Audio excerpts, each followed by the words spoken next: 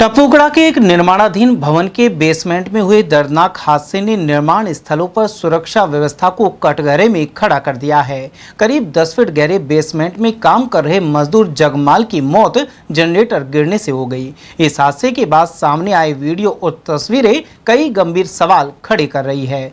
जिस बेसमेंट में मजदूर काम कर रहे थे वहां सुरक्षा व्यवस्था नाम मात्र की दिखाई देती है। सुरक्षा के नाम पर सिर्फ रस्सी थी और बैरिकेडिंग और सपोर्ट सिस्टम का अभाव था एवं इसके चलते जनरेटर गिरने से मजदूर की मौत हो गई। यहां करीब 10 फीट गहरी खुदाई के चारों ओर मजबूत बैरिकेडिंग की बजाय केवल रस्सी बंधी हुई नजर आई।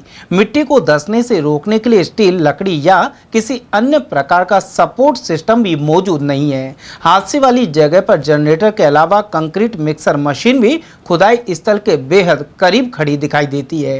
निर्माण कार्यों से जुड़े जानकारों का मानना है कि गहरी खुदाई के किनारे भारी मशीनरी रखना जोखिम को बढ़ा सकता है।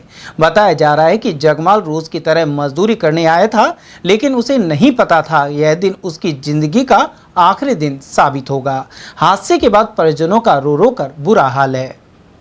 जगराम जगराम जी, दो मृतक हैं, क्या लगते हैं? भाई है, क्या पूरा मामला है? बड़ा भाई है मेरा। कैसे वो पूरा मामला है? यहाँ वो काम है था उनका जो काम चल रहा था। पप्पू है जो मतलब पार्टी है ना, वो पप्पू पार्टी है, जमीन का जो प्लॉट का मालिक है। और उनका जो काम कर रहा था बेसमेंट पे, तो बेसमेंट के बगल में ऊपर एक जनरेटर रखा हुआ था और भाई वहां से निकल रहा था। तो वो जमीन जैसे बैठी धसी तो पैर जैसे फिसल गया, तो वो जनरेटर ऊपर पड़ गया उसकी वजह से। कितना गहरा बेसमेंट था और वो कैसे काम चल रहा था? काम तो साहब ये कम से कम ना तो 10-15 दिन से तो काम चल रहा था। जैसे कैसा था बेसमेंट? 10 एक फुट था। तो ऐसा कुछ